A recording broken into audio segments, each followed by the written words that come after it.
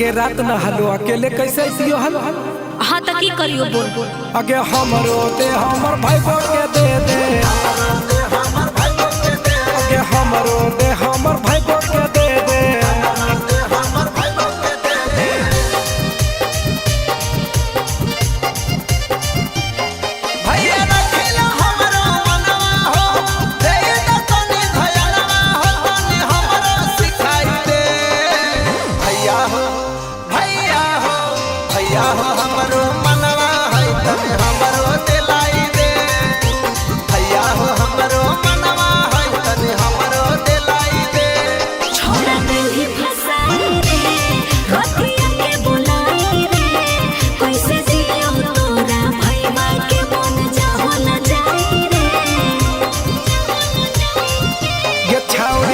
काहे शरमाबोही काहे लजाबोही के करो नहीं पता चलते काहे तो डराबोही।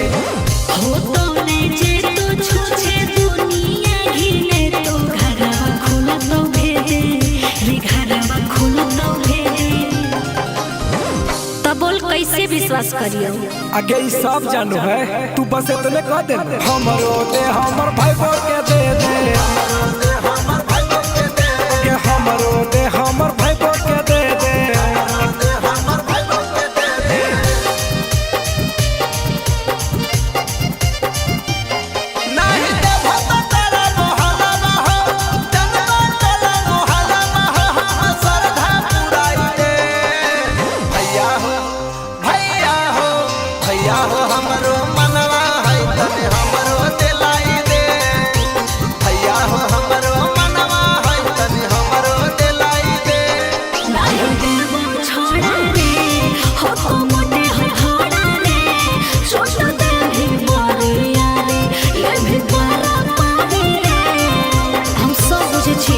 समझ ली छौरी हमारा खियाबोही एकर तरसाबोही।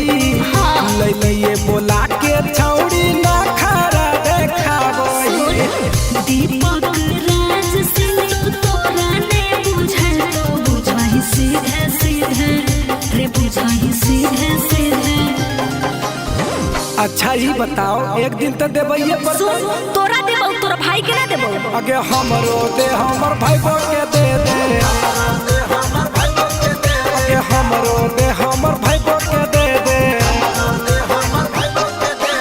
अच्छा बोल की ले मेरे बस एगो चुम्मा दे दे। अच्छा ले लेकिन थोड़ा सा ले।